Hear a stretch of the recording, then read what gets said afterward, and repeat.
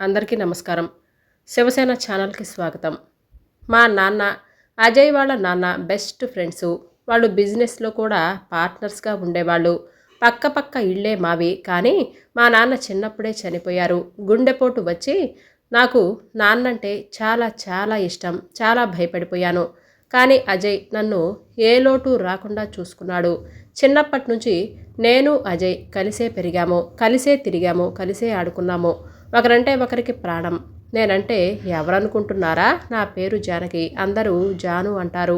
ప్రశాంతంగా నిద్రపోయే జానుకి ఒకసారి కలొచ్చింది. తన బెస్ట్ ఫ్రెండ్ సింధు. ఒసేయ్, నువ్వు ఫ్రెండ్ అని ఎంత బొకాయించినా అజయ్ అంటే నీకెంత ఇష్టమో నాకు తెలుసు కదా. రేపే స్కూల్ ఫేర్వెల్ డే. కాలేజీకి వెళ్తే వాడికి ఏదో ఒక అమ్మాయి నచ్చి వెళ్ళాడంటే నువ్వు జీవితాంతం ఏడవాలి. అంటే నీకెంత ఇష్టమో చెప్పేసేయ్ అని స్కూల్లో అన్నమాట కలలాగా వచ్చి ఒక్కసారిగా లేచింది. నోటితో చెప్పేంత ధైర్యం లేదు కదా. ఇప్పుడు ఏం చేద్దాం? అబ్బా, మొదటిసారి ప్రేమలేఖ రాయటం మొదలుపెట్టింది. రేయ్, నా చిన్నప్పటి నుంచి నువ్వంటే నాకు చాలా ఇష్టంరా. నువ్వు చాలా కేర్ చేస్తావు.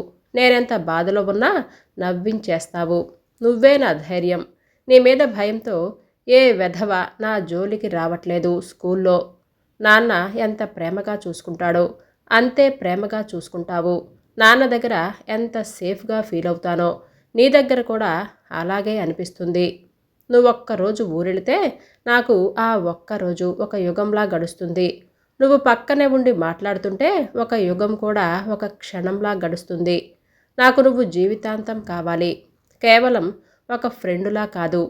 నీ మీద అన్ని హక్కులు నాకే రావాలి. నువ్వు అందరికన్నా ఎక్కువ ఇంపార్టెన్స్ నాకే ఇవ్వాలి. మనిద్దరం ఇలాగే హ్యాపీగా ఉండాలి. I love you Ajay. ఇంతలో ఏదో శబ్దం వచ్చి పక్కకు చూసింది. కిటికీలో నుంచి అజయ్ కనిపించాడు. మిద్దె మీదకి రావే అని పిలిచాడు. ఈ టైంలో ఏంట్రా? చిన్న శబ్దంతో అంది. త్వరగా రా, చెప్తాను అని అన్నాడు. సరే ఆగు, వస్తున్నా. ఏంట్రా అర్ధరాత్రి అంత ముఖ్యమైన విషయం? ఓసేయ్, నేను ఒక అమ్మాయిని ప్రేమిస్తున్నాను. నాకు ఒక్కసారిగా గుండె బరువెక్కిపోయింది. ఎవరు? మనసులో నేనే అని చెప్పరా? నీ ఫ్రెండ్ సింధు. ఆ అమ్మాయికి ఎలా చెప్పాలో తెలియట్లేదు. ప్లీజ్ హెల్ప్ చేస్తావా అని అనగానే గుండె ముక్కలైపోయింది.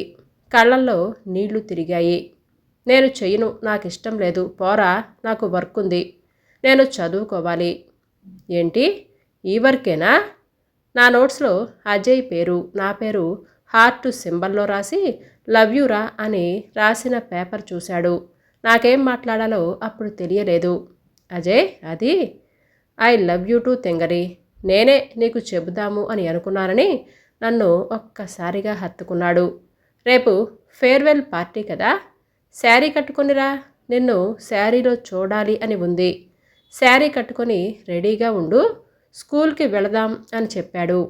నేను చిన్నప్పటి నుంచి ప్రాణంగా ప్రేమించిన అతను సొంతమయ్యేసరికి నాకు ఆ రోజు రాత్రి అస్సలు నిద్రే పట్టలేదు. అదే ఆలోచించుకుంటూ చాలాసేపు నవ్వుకున్నాను. కానీ నన్ను ఏడిపించి వెళ్ళిపోతాడు అని అనుకోలేదు. తర్వాత రోజు శారీ కట్టుకొని బాగా రెడీ అయ్యి వెయిట్ చేశాను. ఎంతసేపటికి రాలేదు. వాళ్ళ ఇంటికి వెళ్ళి చూశాను. ఇంటికి లాక్ వేసి ఉంది. అలాగే స్కూల్కి వెళ్ళాను. అంతా వెతికాను. ఎక్కడ నాకు వాడు కనపడలేదు. ఫోన్ చేస్తే స్విచ్ ఆఫ్ వస్తుంది. ఆ రోజు సాయంత్రం వాళ్ళ నాన్నని అడిగాను, అజయ్ ఎక్కడా అని. ఉదయం నుంచి కనిపించటం లేదమ్మా. రాత్రికి రాత్రి బట్టలు సర్దుకొని ఇల్లు వదిలి వెళ్ళిపోయాడమ్మా. ఎక్కడికి వెళ్ళాడో ఏంటో ఏమీ తెలియలేదు. వాడి ఫ్రెండ్స్ని, మా రిలేటివ్స్ని అడిగి చూశాను. ఆచూకీ తెలియలేదు అని అన్నాడు. ఆ మాటలు విని కన్నీళ్ళాగలేదు. రూమ్లో కూర్చొని ఎందుకిలా చేశావురా? ఎందుకు అజయ్ అని కుక్క పెట్టి ఏడుస్తూ వాళ్ళు కలిసి దిగిన ఫోటోలు చూస్తూ ఎంతగానో బాధపడుతుంది. 4 రోజుల తర్వాత స్కూల్లో జాను, అజయ్ వచ్చాడు తెలుసా అని అనింది సింధు. నిజంగానా? అవును, సర్టిఫికెట్స్ కోసమట. ఇక నా కాళ్ళాగలేదు. పరిగెత్తుకుంటూ వెళ్ళాను. అప్పుడే ప్రిన్సిపల్ రూమ్లో నుంచి బయటకొచ్చిన అజయ్ నన్ను చూసి వెనక్కి తిరిగాడు. అజయ్, అజయ్ ఆగజయ్ అని అరుస్తూ తన వెనకే పరిగెత్తాను. తనకు వినిపిస్తుందని తెలుసు. కానీ ఒక్కసారి కూడా వెనక్కి తిరగలేదు. అంతలో అజయ్ ఒక ఆటో ఎక్కేశాడు. నేను పరిగెత్తుతూ అలాగే కింద పడిపోయాను.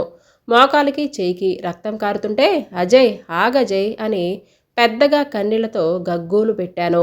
ఆటో వెళ్ళిపోయేటప్పుడు ఒక్కసారి నా వైపు తిరిగి చూశాడు తల బయట పెట్టి.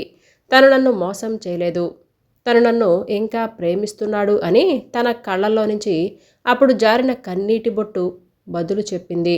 ఎందుకు నాకు దూరమయ్యాడో తెలియలేదు. చాలా వెతికాను. తన ఆచూకీ కోసం ఎక్కడా దొరకలేదు.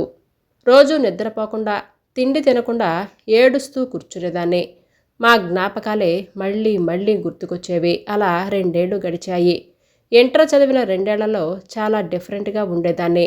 10th క్లాస్లో 100% వచ్చిన నాకు ఇంటర్లో ఎలా పాస్ అయ్యానో కూడా అర్థం కాలేదు. సింధు కోపంగా, ఎన్ని రోజులే ఈ పార్వతి వేషం? ఎన్నాళ్ళు ఎతుకుతావు నీ దేవదాసు కోసం? నిన్నిలా నేను చూడలేకపోతున్నాను. ప్లీజ్ ఇలా ఉండకు. 2 ఏళ్ళు అయిపోయాయి కదా. నాకెప్పుడూ నవ్విస్తూ ఉండే నా బెస్ట్ ఫ్రెండ్ జాను కావాలి. ఈ ఏడుపు కొట్టు జాను వద్దు ప్లీజ్. నవ్వు. క్లోజప్ యాడ్ ఇవ్వటానికి మోడల్లానే ఉంటావు కదా అనగానే వెంటనే నవ్వేశాను. అమ్మయ్యా, నవ్వేశావా? ఇలా చూడు మరి. 2 ఇయర్స్ నువ్వు ఏడ్చి, నిన్ను చూసి నేను కూడా ఏడ్చి ఇలాగే గడిపేశాం. రేపు డిగ్రీ కాలేజీకి వెళుతున్నాం జాయిన్ అవ్వటానికి. ఏడుపు ముఖం పెట్టావో చంపుతా అని అంది. ఓకే సరే ఇక ఆపవే తల్లి అని అన్నాను. ఆ రోజు రాత్రి జానకికి ఒక కల వచ్చింది. అందులో జాను తెల్ల చీర కట్టుకొని అందంగా రెడీ అయి ఉంది. తెల్ల సూట్లో ఉన్న ఒక అబ్బాయి, అసలు పరిచయమే లేని అబ్బాయి వచ్చి ఆమె నడుము పట్టుకొని ముందుకు లాగి జాను సిగ్గుపడుతూ నవ్వుతుంటే కౌగిలించుకొని పెదాలపైన ముద్దు పెట్టాడు. భయంతో కలవరిస్తూ ఒళ్ళంతా చెమటలు. గబుక్కున నిద్ర లేచాను. అమ్మ, ఏంటే పీడకల కన్నావా? లేచి త్వరగా రెడీ అవ్వు, కాలేజీకి లేట్ అవుతుంది. ఫస్ట్ డేనే లేట్గా వెళతావా అని అంది. ఎవరో ఆ అబ్బాయి. తెల్లవారుజామున వచ్చిన కలలు నిజమవుతాయంటాయి కదా అని అనుకుని త్వరగా రెడీ అయ్యి కాలేజీకి వెళ్ళింది. కాలేజీకి లేట్ అయింది. క్లాసెస్ కూడా స్టార్ట్ అయిపోయాయేమో అని రూమ్ నెంబర్ 8ని టెన్షన్గా అనుకుంటూ ఒక అబ్బాయిని గుద్దుకుంది. సారీ అని చెప్తూ అటువైపు చూస్తే ఆ అబ్బాయి కళ్ళతోనే నవ్వుతున్నాడు. Golden colour eyes. ఈ అబ్బాయిని ఎక్కడో చూశానే. అమ్మో, కలలో వచ్చిన ఆ అబ్బాయే కదా.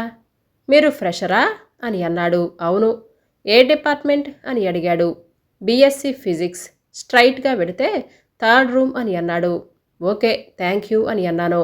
ఫాస్ట్గా వెళుతున్న నన్ను ఇంకో అమ్మాయి ఆపేసింది.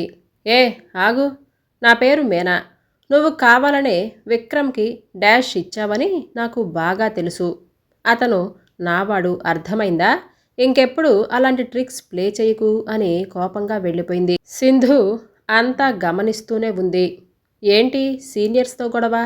చూసుకోకుండా అతన్ని గుద్దానే, అందుకే ఈ సీనియర్ అక్క వార్నింగ్ ఇచ్చింది. ఏంటి డాష్ ఇస్తే వార్నింగ్ ఇస్తారా? ఎవరో చూపించు నాకు. అదిగో అతనే. విక్రమా? వార్నింగ్ ఇవ్వటంలో తప్పులేదులే. అతని ఫ్యాన్ ఫాలోయింగ్ అలా ఉంటుంది మరి. మన సీరియల్స్ అందరూ అతనంటే పడి చచ్చిపోతారు. National level cricket player. చాలా స్మార్ట్గా ఉన్నాడు కదా. ఇంతలో బెల్ మోగింది. పద క్లాస్కి వెళదాం. విక్రమ్ చెల్లెలు కాలేజీలో ఉన్న అందరినీ పార్టీకి పిలిచింది. అందరూ ఎంటర్టైన్మెంట్ అవ్వచ్చు. ఒక స్పెషల్ సర్ప్రైజ్ ఉంది పార్టీలో అని అనుకుంటున్నారు. సింధు ఖచ్చితంగా ఆ పార్టీకి రమ్మని చెప్పింది. నేను బాధగా ఉండకుండా నా మూడు కొంచెం మారుతుంది నలుగురిలో ఉంటే అని దాని ఆశ. నేను రెడీ అయ్యి పార్టీకి వెళ్ళాను. జాను చూడవే, అందరూ పార్టీ అనగానే పేకలు దాకా తాగటానికి తినటానికి ఎలా వచ్చేశారో. స్లిప్ టెస్ట్కి ఒక్కరు కూడా రారు. చూడు, వాళ్ళ బట్టలు జిగేల్మని మెరుస్తున్నాయి. సమంత ఇలియానాలాగా రెడీ అయ్యారు. ఎంత ఫ్యాషన్గా రెడీ అయ్యారో అని అంది. అసలు ఇంతగా రెడీ అయిన వీళ్ళ ముందు అసలు మనం ఎవ్వరికి హానం కదా అని అంది జాను. అక్కడే ఉన్న విక్రమ్ కళగా ఉంటే ఏ బట్టలు ఏ నగలు వేసుకున్నా అందంగానే ఉంటారు. అలాగే హార్ట్ ప్యూర్గా ఉంటే వాళ్ళకన్నా అందంగా ఎవ్వరూ ఉండరు. జాను, యు ఆర్ బ్యూటిఫుల్ అన్నాడు. విక్రమ్ చెల్లెలు అటెన్షన్ ఎవ్రీబడి. ఈ పార్టీలో నేనొక సర్ప్రైజ్ ఉంది అని అన్నాను కదా, అదేంటో తెలుసా? నేను రిలేషన్షిప్లో ఉన్నాను. చాలా డీప్గా లవ్ చేస్తున్నాను. తనకి బొకే ఇచ్చి I love you baby for ever and ever అని చెప్పి కౌగిలించుకుంటే నాకేడవటానికి కూడా కన్నీళ్లు ఇంకిపోయాయి. ఏడ్చి ఏడ్చి నా కళ్ళు ఎర్రని నిప్పుల్లా మారిపోయాయి. కోపం, బాధ ఎవరి మీద చూపిస్తానో తెలియక సింధు వద్దు వద్దంటున్నా కూడా మొదటిసారి ఒక మందు బాటిల్ తీసుకొని అలాగే తాగేశాను. ఆ వాతావరణంలో ఇక ఒక్క క్షణం కూడా ఉండాలి అని అనిపించలేదు. అక్కడి నుంచి బయటకొచ్చి కొంచెం దూరంలో ఒక చెట్టు కింద ఉన్న ఒక బెంచీ మీద కూర్చున్నాను. అలాగే ఏడుస్తున్నాను. పార్టీలో మేనా, హే విక్రమ్, నాతో డ్యాన్స్ చేస్తావా ఈ నైట్కి? నీ ప్లాన్ ఏంటి? ఓయ్ విక్రమ్, పిలుస్తుంటే వెళ్ళిపోతావేంటి? నాకు వేరే వర్క్ ఉంది, తర్వాత కలుస్తాను అని అబద్ధం చెప్పి అక్కడి నుంచి తప్పించుకొని ఫాస్ట్గా ఆ పార్టీ నుంచి బయటకొచ్చి వెళ్ళిపోదాం అని అనిపించి కారు కోసం పార్కింగ్ వైపు వస్తుంటే చెట్టు కింద గుక్కపట్టి ఏడుస్తున్న జానుని చూశాడు. అక్కడికి వెళ్ళి ఆ బెంచ్ మీదనే జాను పక్కనే కూర్చున్నాడు. తన కర్చీఫ్ తీసిచ్చాడు. కళ్ళు తుడుచుకోమని. జాను విక్రమ్తో థ్యాంక్స్ అని అంది. ఏమైంది, ఎంత ఏడుస్తున్నావు? ఏదైనా ప్రాబ్లమా? నాకిక్కడ ఉండాలని లేదు. ఏంటి? నాకిక్కడ నచ్చలేదు. వీటన్నింటికి దూరంగా ప్రశాంతంగా ఎక్కడికైనా వెళ్ళాలి అని ఉంది. నన్ను ఎక్కడికైనా తీసుకెళ్తావా? విక్రమ్ చుట్టూ అమ్మాయిలు తిరుగుతారు, కానీ విక్రమ్ ఎవరినీ పట్టించుకోడు. కానీ ఎందుకో తెలియదు, జాను మాత్రం తొలి చూపులోనే నచ్చింది. తనతో ప్రయాణించాలని విక్రమ్కి కూడా ఉంది. ఇదే అదను అని అనుకుని వెళ్ళి కారు తీసుకొచ్చాడు. చెప్పు జాను, ఎటు వెళదాం? ఎటు వెళ్ళాలనిపిస్తే అటు వెళదాం, అది మనిష్టం. అంతే. కారు స్టార్ట్ అయింది. జాను అలా కిటికీలో నుంచి తల బయట పెట్టింది. చల్లటి గాలి, రాత్రిపూట చంద్రుడు చుక్కలు. ఇంకాసేపట్లో వాన వస్తుందని సంకేతంగా మట్టి వాసన. ప్రకృతి చాలా ప్రశాంతంగా ఉంది. ఇంతలో ఫాస్ట్గా వచ్చిన ఒక కారు వీళ్ళని దాటి వెళ్ళిపోయింది.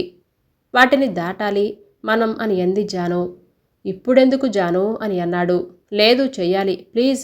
వాడికన్నా ఫాస్ట్గా వెళ్ళి ఆ కార్ని దాటేస్తే నేను నీకు కిస్ ఇస్తాను అని అంది. అందరిలాగా కాదు, మంచి అమ్మాయి అనుకున్నానే, తను కూడా ఎలా మాట్లాడుతుందేంటి అని అనుకుంటూ స్పీడ్ పెంచాడు. ఫాస్ట్గా వెళ్ళు అని అనటంతో చాలా ఫాస్ట్గా వెళుతూ ఆ కార్ని దాటేశారు. జాను, ఏ అంటూ అరిచింది. కారాగిపోయింది. ఇక స్టార్ట్ అవ్వలేదు. ఫాస్ట్ అన్నావు, ఇప్పుడు చూడు కారాగిపోయింది. మా డ్రైవర్కి లొకేషన్ పెట్టాను, వేరే కారు వచ్చేదాకా ఇక్కడే ఉండాలి. అయితే సూపర్. కారు దిగేసింది. రా, నువ్వు కూడా కారు దిగి క్లైమేట్ చూడు ఎంత బాగుందో. కాసేపు అలా నడుద్దామా? ఇద్దరం నడుచుకుంటూ వెళుతున్నాం.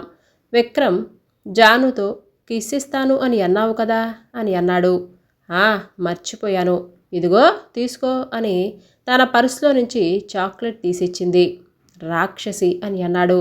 ఇంతలో అక్కడికి ఒక ముసలాయన వచ్చాడు. అయ్యా, నేను హాస్పిటల్లో చూపించుకోవటానికి వచ్చి దారి తప్పాను. ఆటోవాడు నన్ను మోసం చేశాడు.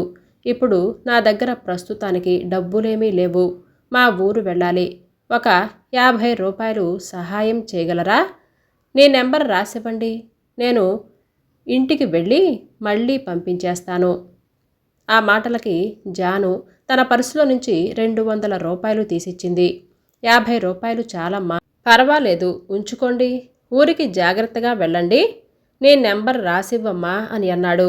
తాతగారు, మీరు జాగ్రత్త, దేవుడు మిమ్మల్ని చల్లగా చూడాలి. ఆ తాత వెళ్ళిపోయాడు. విక్రమ్ వెంటనే జానుతో, ఆయన ఫేక్ అయి ఉండొచ్చు కదా, నువ్వు తెలివైన దానివి అని అనుకున్నాను. ఎలా నమ్మావు ఇవన్నీ? ఆయన అబద్ధం చెప్పాడో నిజం చెప్పాడో మనకు తెలియదు కదా. నిజమో అబద్ధమో ఆ డబ్బులు ఆయనకి ఉపయోగపడతాయి కదా. ఆయన వయసు చూసావా, చాలా ముసలివాడు. ఈ వయసులో ఆయన సంపాదించలేడు. ఆయన శరీరం కూడా ఎందుకు సహకరించదు. వాళ్ళ పిల్లలు ఆయన్ని బాగా చూసుకుంటే ఆయనకి ఈ కష్టం వచ్చేది కాదు కదా. మా నాన్న ఎప్పుడు చెప్తూ ఉండేవాడు, శక్తి ఉండి ఏ పని చెయ్యని వారికి దానం చేయకూడదు, ముసలి వాళ్ళకి శక్తి లేని వాళ్ళకి దానం చెయ్యొచ్చు అని అంది. విక్రమ్ అలాగే జానుని చూస్తూ ఉండిపోయాడు. హే ఉయ్యాల అని పరిగెత్తుకుంటూ జాను అక్కడే ఒక చెట్టుకున్న ఉయ్యాల్లో కూర్చుంది. నన్నోపవా ప్లీజ్. ఏ ఏంటిది చిన్నపిల్లలా అని అంటూ విక్రమ్ ఉయ్యాల ఊపటం మొదలుపెట్టాడు. చిన్నప్పటి నుంచి నాకు ఉయ్యాల ఊగటం అంటే చాలా ఇష్టం. మా నాన్నతో బాగా ఆడుకునేదాన్ని. నన్ను చాలా బాగా చూసుకునేవారు తెలుసా. నా చిన్న వయసులోనే ఆయన చనిపోయారు అని అంటూ కన్నీళ్లు పెట్టుకుంది. బాధపడకు, మీ నాన్నలాగా నిన్ను చూసుకునే అబ్బాయి నీ జీవితంలోకి వస్తాడు. నేను నమ్మను. నాన్న ప్రేమ స్వచ్ఛమైనది. అలా ఒక అబ్బాయి ప్రేమ ఉండదు. అందరూ మోసగాళ్లే. నిజమైన ప్రేమ ఈ రోజుల్లో అస్సలు దొరకదు. అందుకే నాకు ప్రేమనే మాట వింటేనే వళ్ళంతా మంట అని అగ్గి మీద గుగ్గిలమై రగిలింది. విక్రమ్ ఒక్కసారిగా షాక్గా చూశాడు. ఇంతలో కారు వచ్చేసింది. ఎలాగో గొంతు సవరించుకొని కారొచ్చేసింది, రా వెళదాం అని అన్నాడు. ఆ డ్రైవర్కి ఆగిపోయిన కారుని అప్పజెప్పి డ్రైవర్ తీసుకొచ్చిన కారులో ఇద్దరూ ఎక్కారు. జాను, మీ ఇంట్లో డ్రాప్ చేయాలా? తాగిన మత్తు పూర్తిగా ఎక్కి నిద్రలోకి జారుతూ చిన్న గొంతుతో అంది. అమ్మో, తాగున్నాను, అమ్మ చంపేస్తుంది. మరిప్పుడు ఎక్కడికి వెళ్ళాలి? ఎంతలో నిద్రపోయింది. విక్రమ్ కార్ డ్రైవ్ చేసుకుంటూ వాళ్ళ ఇంటికి తీసుకెళ్లాడు. జాను చేతులని భుజం మీద వేసుకొని మెల్లగా తీసుకొని బెడ్ మీద పడుకోబెట్టాడు. హాల్లోకి వచ్చాడు. వాళ్ళ చెల్లి సదా ఇదంతా గమనిస్తుంది. సదా విక్రమ్తో, ఏంట్రా అన్నయ్య ఇదంతా? జస్ట్ ఫ్రెండ్ అంతే. ఇంతలో వాష్రూమ్లో నుంచి అజయ్ హాల్లోకి వచ్చాడు. సరే మరి నేను వెళ్ళొస్తా అని అంటూ అజయ్ వెళ్ళిపోయాడు. జానుని చూడలేదు. విక్రమ్ బెడ్రూమ్లోకి వెళ్ళి షర్టు తీసి హ్యాంగర్కి తగిలించి ఫోన్ ఛార్జర్ తీసుకొని వెళ్ళిపోబోతుంటే జాను తన చెయ్యి పట్టుకుంది. తన మీదకి పడేలా లాక్కుంది. బంగారు కళ్ళు కనిపించాయి. మళ్ళీ కల్లోకొచ్చేశావా? నా కలలో ఏం జరుగుతుందో నాకు తెలుసు అని అంటూ పెదవులని ముద్దాడబోయి నో అని అంది. విక్రమ్ అలాగే చూస్తూ ఉండిపోయాడు. జాను తన రెండు చేతులతో విక్రమ్ చెంపలని పట్టుకొని కొంచెం ముందుకు వంగి విక్రమ్ నుదుటి మీద ముద్దు పెట్టుకుంది. బెడ్రూమ్ ఎదురుగా ఉండే డైనింగ్ టేబుల్ మీద బైక్ కీస్ పెట్టి వాష్రూమ్కి వెళ్ళాడు అజయ్. కీస్ మర్చిపోయి బయటికి వెళ్ళిపోయాడు. వాటిని తీసుకోవాలి అని వెనక్కొచ్చిన అజయ్ జాను విక్రములు ముద్దు పెట్టుకోవటం చూసేశాడు. ఆ నెక్స్ట్ డే కాలేజీలో ఒక సీనియర్ క్లాస్లోకి వచ్చాడు. ఈరోజు లెక్చరర్ రాలేదు, సో నేనే క్లాస్ తీసుకుంటున్నాను అని బోర్డు మీద ఫ్లేమ్స్ ఎలా చెయ్యాలో చెప్పాడు. ఒక అబ్బాయికి అమ్మాయికి ఏ రిలేషన్ ఉందో ఫ్లేమ్స్తో చేసి చెప్పవచ్చు. ఇది ఖచ్చితంగా కరెక్ట్ ఆన్సర్ వస్తుంది అని చేసి చూడండి అని అన్నాడు. అప్పుడు సింధు నాతో ఈ విధంగా అంది. నువ్వు నమ్ముతావా? ఈ ఫ్లేమ్స్ కరెక్ట్గా వస్తాయని? లేదు అని అంది. మా క్లాస్మేట్ సునీత నమ్మాలి. నాకు నా బాయ్ ఫ్రెండ్కి మ్యారేజ్ వచ్చింది తెలుసా అని అంది. అప్పుడే క్లాస్లోకి మేనా వచ్చింది. సింధు నాతో చూడవే, విక్రమ్ ఫ్యాన్స్ కాదు కాదు కాదు ఏసీ వస్తుంది అని ఎక్కిరిస్తూ అంది. మేనా ఈ ఫ్లేమ్స్ అంతా బుల్షిట్ అని అంది. నాది విక్రమ్ది నిజమైన ప్రేమ. ప్రేమ లేదంటే పెళ్ళి రాకుండా అట్రాక్షన్ వచ్చింది. ఈ ఫ్లేమ్స్ని ఎవ్వరూ నమ్మొద్దు, కరెక్టుగా ఏమీ రాదు అని చెప్పింది. అప్పుడు సింధు మేనా విషయంలో కూడా కరెక్ట్గానే వచ్చింది కదా. అజయ్ విక్రమ్ నేమ్స్తో నీ నేమ్తో చెయ్యి, ఏం వస్తుందో చూద్దాం. నిన్న నైట్ రైడ్కి వెళ్ళారంట కదా, నీకు విక్రమ్కి మ్యారేజ్ అని వస్తుందేమో అని అంది. అదేమీ లేదు, విక్రమ్ నేను మంచి ఫ్రెండ్స్ అంతే. మా ఇద్దరికి అలాంటి ఉద్దేశమే లేదు. నాకు అజయ్కి ఎనిమి అని వస్తుంది, నాకు విక్రమ్కి ఫ్రెండ్స్ అని వస్తుంది అంతే. ఒకసారి చేసి చూడు, ఏం వస్తుందో చూద్దాం. అజయ్ నేమ్తో విక్రమ్ నేమ్తో నా నేమ్ కలిపి ఫ్లేమ్ చేసి చూశాను. చూసి షాక్ అయ్యాను. సింధు ఏమైందే? ఏం వచ్చింది? మ్యారేజ్ వచ్చిందా? మ్యారేజ్ రాలేదు, లవ్ అని వచ్చింది. అవునా? ఎవరితో? అజయ్తోనా విక్రమ్తోనా? ఇద్దరితో. విక్రమ్ రూమ్లో జానుని ఊహించుకుంటూ చాలా అందంగా జాను నవ్వుతూ ఉండే పెయింటింగ్ గీస్తున్నాడు. జాను విక్రమ్ బెడ్ మీద మర్చిపోయి వెళ్ళిపోయిన ఒక బుట్టకమ్మని తీసి ఆ పెయింటింగ్కి తగిలించి మురిసిపోతున్నాడు. కాలేజీలో కాలేజ్ బెల్ మోగింది. నడుస్తూ వెళుతున్న జానుతో నువ్వేమీ టెన్షన్ పడకే. అజయ్ నిన్ను పూర్తిగా వదిలేసి సదాతో ఉన్నాడు కదా, మళ్ళీ నీ దగ్గరికి ఎందుకు వస్తాడు? పాస్ట్లో లవ్ కాబట్టి ఇలా వచ్చిందేమో అంతే.